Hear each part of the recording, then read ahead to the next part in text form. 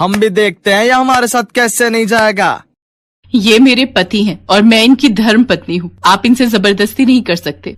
आज रजनी अपने जिस पति के लिए दुनिया से लड़ रही थी वो एक किन्नर है। सागर के जन्म से पहले सावित्री रामपुर में अपने पति रमेश और सास के साथ रहती थी। अरे सावित्री, क्या कर रही है? पता है ना, दाइमा बोल कर गई थी इस हालत में तू आराम किया कर। यही बात तो इसे मैं बोलती रहती हूँ, पर ये सुनती ही कहाँ है। मोरी मैया, अम्मा जी, बहुत तेज दर्द उठ रहा है। लगता है बहू के बच्चे का दर्द छिड़ गया है। रमेश, जल्दी से दाई माँ को बुला कर ले आ। अम्मा, तुम सावित्री को संभालो, मैं अभी लेकर आता हूँ। रमेश दाई माँ को लेकर आता है। वो और उसकी माँ दोनों बाहर इंतजार कर रहे थे। तभी दाई माँ बाहर आती हैं। उनका मुंह उतरा हुआ था। क्या बात है सुशीला, तेरा मुंह क्यों लटका हुआ है? बहू और बच्चा ठीक तो है?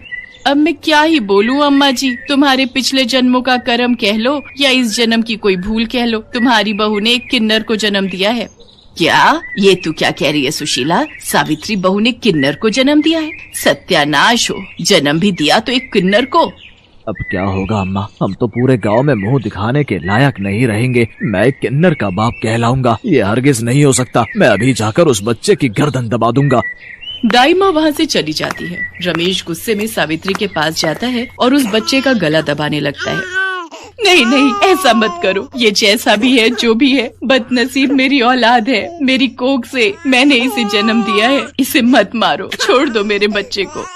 रमेश, पड़ी रहने दे नासपीटी को इस नासपीटे के साथ। तू मेरे साथ आ। रमेश माँ के साथ बाहर जाता है। सावित्री उन दोनों की बातें सुन लेती है। देख रमेश, इस बच्चे को अभी हाथ लगाया तो पूरे गांव में शोर मच जाएगा। रात के अंधेरे में जब सावित्री सो रही होगी तब इस किन्नर को बहती नदी में फेंक देंगे। मैं अपने बेटे को कुछ नहीं होने दूंगी, मैं चली जाऊंगी यहाँ से। सावित्री अपने बेटे को लेकर वहाँ से भाग निकली और मंगलपुर गांव में आकर रहने लगी। सावित्री ने मजदूरी करके अपने बेटे सागर को पाल पोस कर बड़ा किया और उसकी कमजोरी दुनिया से छुपा कर रखी। सागर पढ़ लिख कर उसी गांव के एक स्कूल में पढ़ाने लगा। सागर गरीब बच्चों को मुफ्त में शिक्षा देता था। उन्हीं बच्चों में से एक बच्चा रजत भी था, जिसकी बड़ी बहन रजनी सागर को पसंद करती थी, पर सागर नहीं चाहता था कि रजनी उसके करीब आए। सागर, तुम मुझसे दूर क्यों रहते हो? यही कारण है ना कि मैं पढ़ी लिखी शहरी लड़कियों की तरह सुंदर नहीं दिखती। पर तुमने कभी मेरा दिल निकाल कर देखा होता तो इस पर तुम्हारा ही नाम लिखा है। रजनी, बस है कोई वजह जो मैं तुम्हें नहीं बता सकता। इस कारण तुम मुझसे कोई उम्मीद मत रखो।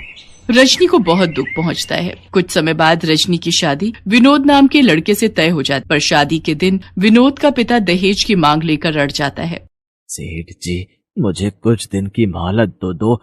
जैसे ही फसल बिकेगी मैं बाकी के रुपए भी आपको दे जाऊंगा। तो ठीक है, हम बारात वापस ले जाते हैं।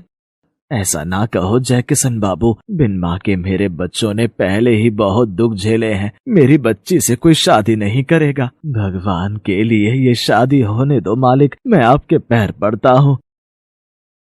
बापू, मेरे कारण तुम ऐसे लालची लोगों के पैरों में मत गिरो। जाते हैं तो जाने दो ऐसे लोगों को। मुझे भी ऐसे लालची लोगों के घर बहू बनकर नहीं जाना। इससे तो मैं कुंवारी ही अच्छी हूँ। चल बेटा विनोद, बारात वापस जाएगी। रुक जाओ किशन बाबू, ऐसा मत करो, रुक जाओ।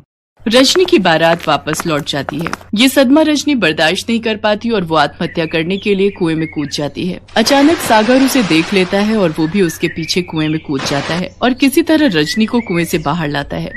मेरी बच्ची, हे भगवान, क्या करने जा रही थी? अगर तुझे कुछ हो जाता। सागर बेटा, तुम नहीं होते तो आज मेरी बच्ची। दीदी, आंखें खोलो ना, क्या हुआ दीदी? रजनी की जान बच जाती है। उसके मन में सागर के लिए और प्यार बढ़ जाता है। अब वो किसी न किसी बहाने सागर के घर जाने लगी थी। रजनी बिटिया, कैसी हो? मैं ठीक हूँ माँ जी। सागर कहीं दिखाई नहीं दे रहे। वो मैंने सूजी का हलवा बनाया था, सागर को बहुत पसंद है। मुझे पता था इसलिए ले आई। अच्छा, सिर्फ सागर के लिए ही लाई हो, मेरे लिए नहीं? नहीं नहीं माँ जी, आप भी खाओ ना। वो तो मैं बस। रजनी, तुम यहाँ? सागर, रजनी ने सूजी का हलवा बनाया था, वो तुम्हारे लिए लेकर आई है। अच्छा माँ जी, मैं चलती हूँ। मुझे बताना हलवा कैसा था। रजनी शर्माते हुए वहाँ से चली जाती है, पर सागर सावित्री से कहता है, माँ, रजनी मेरी सच्चाई नहीं जानती। मैं नहीं चाहता मेरे कारण उसकी जिंदगी खराब हो। मैं जहाँ तक समझ पा रहा हूँ वो मेरे लिए अपने मन में कुछ अलग ही सोच रही है। मैं चाहता हूँ वो मुझसे दूर रहे। ये बात वो नहीं जानती कि मैं एक किन्नर हूँ। मैं एक साधारण इंसान की तरह उसके काबिल नहीं हूँ। सागर को लगा था कि रजनी वहाँ से जा चुकी है, पर रजनी तो दरवाजे की ओट में खड़ी सारी बातें सुन लेती है। उसके पैरों से जमीन खिसक जाती है और उसकी आंखें आंसुओं से भर जाती हैं। वो सारी रात सागर के बारे में ही सोचती रही। अगले दिन रजनी उठी और वो सागर के घर पहुंची और सावित्री के पैर छूकर बोली, माँ जी, क्या आप मुझे बहू के रूप में स्वीकार करेंगी? रजनी, तुम सागर के बारे में कुछ नहीं जानती। सागर।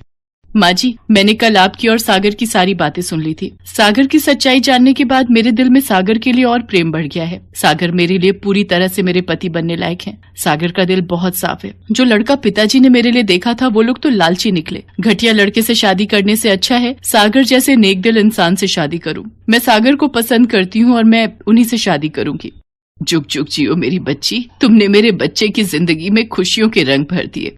सागर को भी सारी सच्चाई पता चलती है। रजनी के अटूट प्रेम को देखकर सागर उससे शादी के लिए हाँ कह देता है और रजनी की शादी सागर के साथ हो जाती है। एक दिन सावित्री का पति रमेश उस गांव में आता है और वो सावित्री और सागर को एक दुकान पर खड़ा देख लेता है। सावित्री सागर के साथ घर की तरफ निकलती है तो रमेश उस दुकानदार के पास जाता है।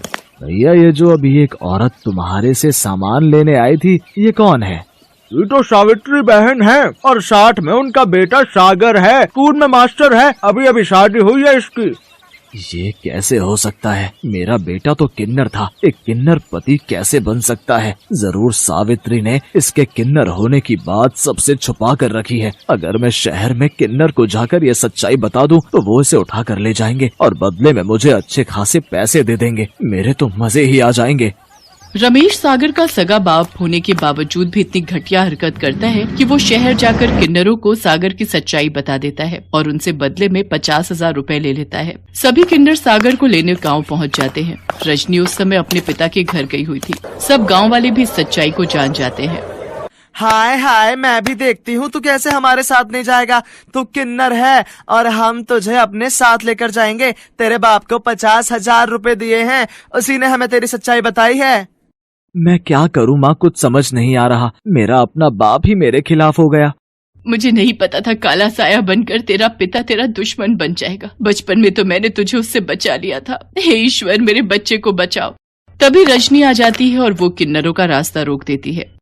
अरे ये औरत तो पागल हो गई है। एक किन्नर को अपना पति कहती है। जब तक ये हमारे साथ नहीं जाएगा हम यहाँ से नहीं हिलेंगे।